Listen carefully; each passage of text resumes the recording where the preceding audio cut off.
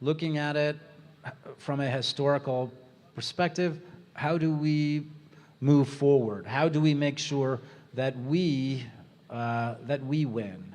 Yeah, I'm optimistic because this is our 233rd year, and we lived through a depression, 2 world wars, and we had people who were much poorer than we, and they survived. And we've been thrown at us Silicon Valley, Wall Street, professional sports, Hollywood, the corporate boardroom, the media, and they still can't get the country they want because the people are resourceful, they're independent, and they're very hard to control, and they're getting more so that way. So I think if you don't have the people, then for all of Mark Zuckerberg's money and all of the anchors at the network news and every little harangue from a Hollywood actor and every NBA player that says you're terrible, it doesn't matter. We still have the people. And if the people just finally say, you know what, I've been very tolerant. I turn the other cheek, Sermon on the Mount, but now you're telling me to give up my country. And if you want it, come and take it, but I don't think you're going to be able to do it. And I think if people have that attitude, I think they do. I mean metaphorically, that people say, I'm not going to give up the Constitution. Lincoln was a wonderful person. I'm not going to apologize for, for Congressman Nunes. They went after him. He didn't go after them. So if everybody has that confidence, I think they do. I think the people will be shocked in the next midterm election and the next presidential election. We just have to remember that.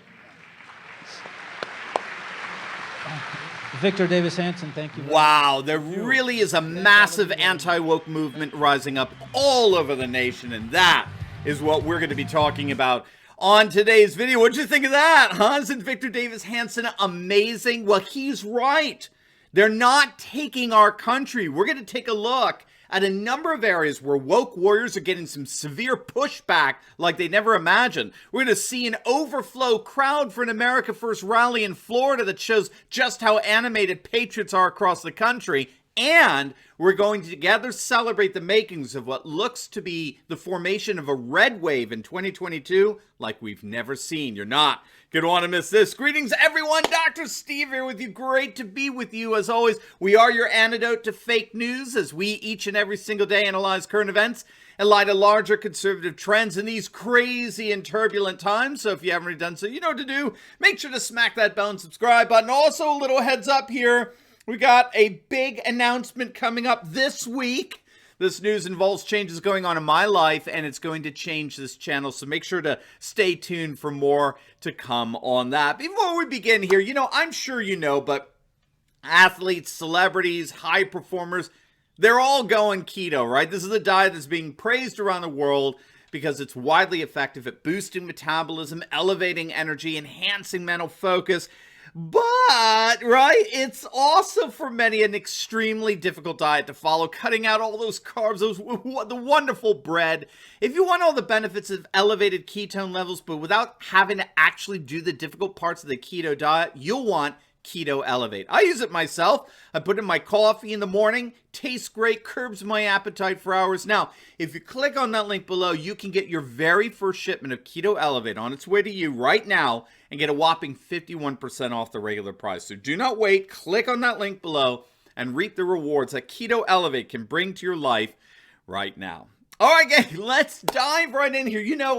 There really is a massive backlash going on throughout the nation against woke politicians, woke corporations, just woke activists in general.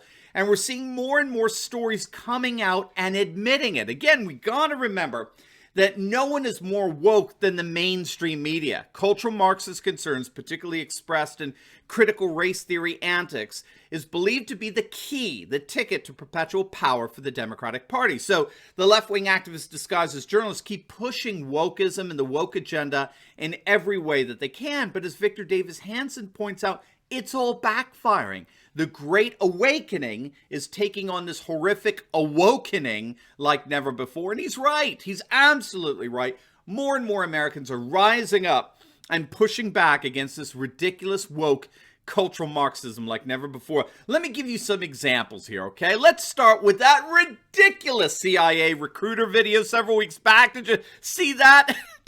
Check it out. When I was 17, I quoted Zora Neale Hurston's How It Feels to Be Colored Me in my college application essay.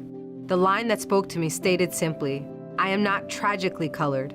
There is no sorrow dammed up in my soul nor lurking behind my eyes. I do not mind at all. At 17, I had no idea what life would bring, but Zora's sentiment articulated so beautifully how I felt as a daughter of immigrants then and now. Nothing about me was or is tragic. I am perfectly made. I can wax eloquent on complex legal issues in English while also belting Guayaquil de mis amores in Spanish. I can change a diaper with one hand and console a crying toddler with the other. I am a woman of color. I am a mom. I am a cisgender millennial who's been diagnosed with generalized anxiety disorder. I am intersectional, but my existence is not a box-checking exercise. I am a walking declaration, a woman whose inflection does not rise at the end of her sentences, suggesting that a question has been asked. I did not sneak into CIA. My employment was not and is not the result of a fluke or slip through the cracks. I earned my way in, and I earned my way up the ranks of this organization. I am educated, qualified, and competent, and sometimes I struggle. I struggle feeling like I could do more, be more to my two sons, and I struggle leaving the office when I feel there's so much more to do. I used to struggle with imposter syndrome, but at 36, I refuse to internalize misguided patriarchal ideas of what a woman can or should be. I am tired of feeling like I'm supposed to apologize for the space I occupy rather than intoxicate people with my effort, my brilliance. I am proud of me, full stop.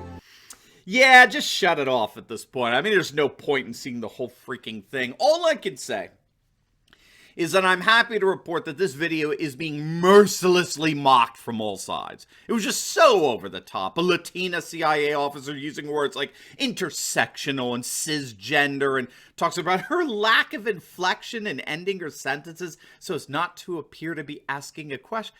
It's just absurd. John Nolte at Breitbart News, he said that the video, quote, proves the CIA is hiring and actively looking to recruit the most immodest, narcissistic, grotesquely self-serving people in the world, woke millennials. Well, that's one way of putting it, but Nolte's sentiments appear to be rather mainstream. The Hill is reporting that the backlash against the wokeness of the video is building daily on both the left and the right.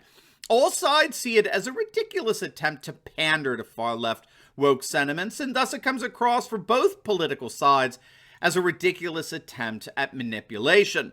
But things aren't faring much better over at Disney World, which is our second example of a massive backlash against wokeism. The Disney corporations appear to be going full woke, getting rid of the so-called wench auction that was part of their popular Pirates of the Caribbean ride. It's gotten rid of the storyline behind their Splash Mountain Flume ride because of its rosy view of post-Civil War plantation life. They most recently announced that their classic Jungle Cruise ride was going to remove, quote, negative depictions of natives. I mean, we could go on and on. Disney is literally recalibrating their park, their products, their offerings around a woke sentiment gone mad. But there is significant pushback coming from Disney fans. The Washington Post is reporting that these fans have created a petition to save Splash Mountain from the new theme. Disney-focused sites are full of users who decry what they see as a progressive agenda in the parks, and announcements about updates are typically greeted with threats of a boycott. Even Saturday Night Live the other night's getting some major pushback. Did you catch that? You probably heard or maybe even saw Elon Musk hosting the show this past Saturday night. For former cast member Joe Piscopo, he commented the number of SNL members were offended by Musk guest hosting because they're so pathetically woke. The Mix reported that SNL cast members who were particularly triggered by Musk's appearance were given, if you can believe it, they were given a safe space where they could be guaranteed to be free of being in Musk's presence. Obviously, this was ridiculous beyond belief. And comedian Dave Chappelle, who was on Joe Rogan's show the other day, both of them, both he and Rogan said it best, no one is woke enough anymore for SNL. I haven't watched SNL in ages, to be honest with you. I mean, they were pretty liberal back in the 80s and 90s, and I can only imagine what they've become today. But seriously, a safe space from Elon Musk? Are these cast members that pathetic? How many Who fans, by the way, are out there? Who likes The Who, the old rock band Who? Did you catch what Roger Daltrey, the lead singer of the iconic British band The Who, said about the current woke generation? It's hilarious. He said, all they're doing is creating a miserable world for themselves. Daltrey was a huge fan, by the way, of Brexit back in 2016. He was a very vocal supporter of Britain leaving the EU and still is, of course. Then you have now university professors coming out and standing up to the woke mobs around the nation. We did a video just a couple of days back on the amazing Ivy League professor Glenn Loury, who publicly proclaimed that teaching wokeism and identity politics is, quote, a criminal abdication of our pedagogic responsibilities as professors. I mean, it was so perfectly put. It's criminal. And we're already seeing particularly red states throughout our nation rising up and passing laws that explicitly ban critical race theory from being taught in our schools and in government human resource capacities. Again, we did a video highlighting the increasing number of states that have banned critical race theory from their borders. We're talking Texas, Florida, Idaho, Oklahoma, Arkansas, Tennessee, Iowa. I mean, the number of states keeps growing every week. Everywhere we look in red states across the nation, everywhere we look, we're beginning to see a massive anti-woke backlash that's absolutely pushing back against the woke left all across the country.